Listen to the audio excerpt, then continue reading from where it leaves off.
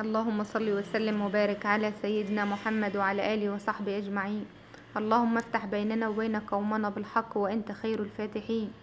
النهاردة هنعمل مع بعض البيتزا حبايب قلبي. حطيت ذرة ملح صغيرة، حطيت نص كوباية لبن دافية، وحطيت معلقتين خميرة صغيرين. دي واحدة بس من اللي هي البيتزا بتاعتنا، نعمل واحدة بس على قدنا. حطينا 3 معالق سكر، وهنختبر الخميرة بتاعتنا. لو انت مش عايزة تعمليها باللبن عادي تعمليها بالمية الفترة برضو، بس اللبن بيخليها هشة معاكي وجميلة. خلاص هنقلب بقى زي ما انتوا شايفين كده السكر، 3 معالق سكر او معلقتين، وهنقلب مع بعض الخميرة واللبن بتاعنا ونختبرهم، وما شاء الله تكون جميلة. وهنا 1.5 كوباية دقيق. للواحدة البس هيكون معانا 1.5 كوباية دقيق للبيتزاية الواحدة يعني. تمام يا حبايب قلبي كده. عايزين قبل ما نبدأ الفيديو مع بعض نشترك في القناة ونفعل زر الجرس ونصلي على سيدنا محمد في الكومنتات، وربنا ما يحسن ما بين ايدينا كلنا يا رب. وبسم الله ما شاء الله زي ما انتوا شايفين كده. جبت المضرب، هنقلب بقى الخميرة مع السكر لحد السكر ما يدوب معانا. هننزل ب1.5 كوباية من الدقيق زي ما انتوا شايفين، نزلت بالكوباية وبعدين النص اهي ما شاء الله.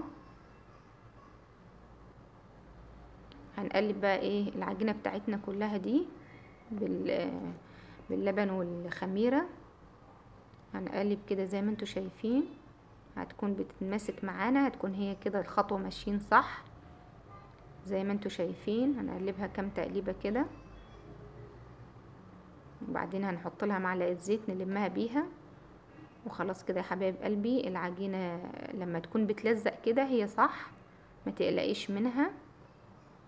خلاص كده هجيب المعلقة عشان المضرب بيلزق مني. اللهم صل وسلم وبارك على سيدنا محمد حبيبي يا رسول الله. هنلمها بقى بالمعلقة بتاعتنا زي ما انتوا شايفين كده.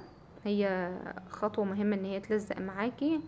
هنجيب معلقتين الزيت نلمها بيهم ونسيبها بقى تخمر معانا لمدة نص ساعة. دول معلقتين زيت لمدة نص ساعة او ساعة زي ما انت عايزة. خلاص كده حبايب قلبي، معلقتين الزيت دول هيلموها معانا كويس، وما شاء الله ربنا يزيد ويبارك. احلى تورتايه باذن الله، المقادير الصح دي بتاعتها، بالهنا والشفا حبايب قلبي. زي ما انتوا شايفين معلقه الزيت لما حطيتها لمت معانا العجينه كويس. هنسيبها بقى نحط لها نغطيها بالفوطه بتاعتنا ونسيبها لمده ساعه او ساعه الا ربع زي ما انتوا عايزين. وخلاص كده يا حبايب قلبي هتلاقوها بسم الله ما شاء الله قامت معاكم، لان الخميره كانت شغاله. خلاص كده انا لميتها زي ما انتوا شايفين. بوريكم حطيت معلقه زيت من فوق عشان نعدلها بيها كده. خلاص هنغطيها ونسيبها بقى لمده ساعه او ساعه الا ربع زي ما قلت لكم. تمام يا حبايب قلبي.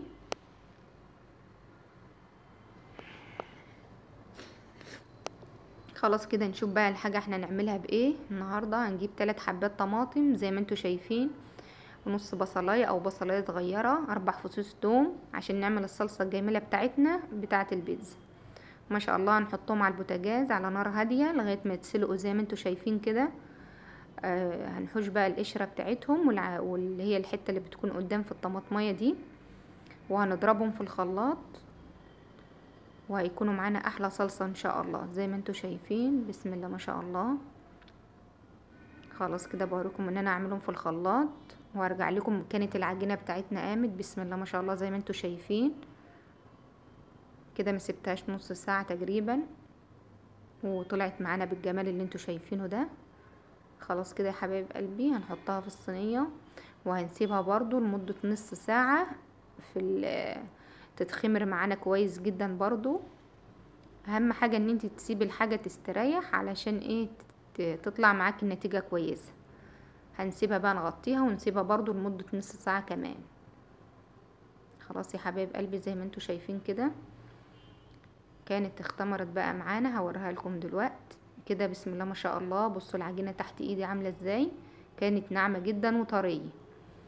هنعملها بايدنا بسم الله ما شاء الله، على قد الصينية علشان تبقى سمكها خفيف مش تقيلة ولا تخينة، بتتفرد معايا بكل سهولة لان انا خمرتها مرتين، مرة الاول ومرة لما نقلتها.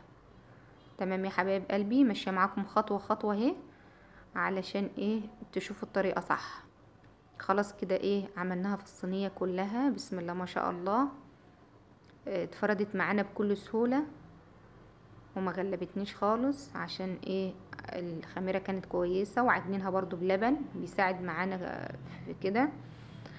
خلاص يا حبايب قلبي هنجيب الشوكة بقى، بس المقطع اتقطع مني، هنجيب الشوكة ونخرمها كلها بالشوكة، وبعدين ايه ننزل بالصلصة بتاعتنا اللي احنا عاملينها اللي هي طماطم وتوم وبصل ومعلقة جنزبيل وملح، انا نسيت اقول لكم عليه معلش. هنا خلاص ايه كنت حطيت زي ما قلت لكم خرمتها بالشوكة ونزلت عليها بالصلصة بتاعتنا. وهنا بقى الحشوة بتاعت البتاع دي، الحشوة بتاعت البيتزاية، يعني اي حاجة انت عايزاها انت واختيارك، يعني الحشوة اللي انت عايزاه. في ناس تعملها بتونة وناس تعملها بأي حاجة. انا بقى اعملها ببانيه النهاردة، كان عندنا فراخ بانيه ومقطعاها كده ومحمراها، جبت البصل الاول شرايح وجبت الطماطم حشت منها خليتها ناشفة، يعني حشت منها الحاجة اللي جوه البذر بتاعها، وجبت البانيه بتاعي كنت محمراه وجيت ايه بحطها زي ما انتوا شايفين كده بسم الله ما شاء الله. وعندي زيتون وعندي جبنة اللي هي موزاريلا، ما كانش عندي جبنة اللي هي ميكسات ولا فلفل، ما حطيتلاش فلفل بصراحة، انتوا عايزين حطوا. هي الحشوة زي ما انت ايه عايزة تحطي فيها اللي انت عايزاه، حتى لو ميكسات جبن بس. تمام يا حبيبة قلبي. خلاص هنا زيتون معانا، ايه عايزة تحطي زيتون اسود حطي، زيتون اخضر اللي موجود عندك حطيه. اهي الحشوة زي ما انت عايزة يا حبيبة قلبي. بسم الله ما شاء الله، ايه رأيكم في الجمال ده؟ خلاص كده كانت خفيفة جدا الحمد لله، وكانت هشة وجميلة، وبالهنا والشفا على قلبكم اللي يجرب الوصفة بتاعتي. خلاص كده الجبنة هنحطها اخر حاجة وهنسويها، هتاخد تلت ساعة او نص ساعة في الفرن، النار تكون عالية، سخنة الفرن قبليها وتدخليها الفرن. ولو في الاخر خالص كده لو ما لقيتهاش واخده لون كويس شغلي لها الشوايه 3 دقايق. خلاص كده يا حبايبه قلبي ما شاء الله، اللهم صل وسلم وبارك على سيدنا محمد. تمام يا حبيبتي، هنحطها بقى الفرن وارجع اوريها لكم تاني على طول. بسم الله ما شاء الله، ايه رايكم؟ بوريها لكم من قريب كده، كانت استوت بقى معانا، جبتها اهي واستوت معانا بسم الله ما شاء الله. ايه رأيكم؟ كانت جميلة، اعطيتها وش لون من فوق، والجبنة كانت جميلة بسم الله ما شاء الله. وبالهنا والشفا على قلبكم يا حبايب قلبي. خلاص بقى نقطعها، كانت لسه سخنة برضو، هنقطعها زي ما انتوا شايفين كده. كانت جميلة وخفيفة وهشة، اللبن بيخليها كويسة جدا. وبالهنا والشفا يا حبايب قلبي، يكون الفيديو بتاعي النهاردة عجبكم وخفيف على قلبكم ما شاء الله. اشوفكم على خير في فيديو جديد، ما تنسونوش في اللايك والاشتراك في القناة وتفعلوا الجرس وتكتبوا لي كومنت حلو وصلوا على سيدنا محمد. مع الف سلامة حبايب قلبي.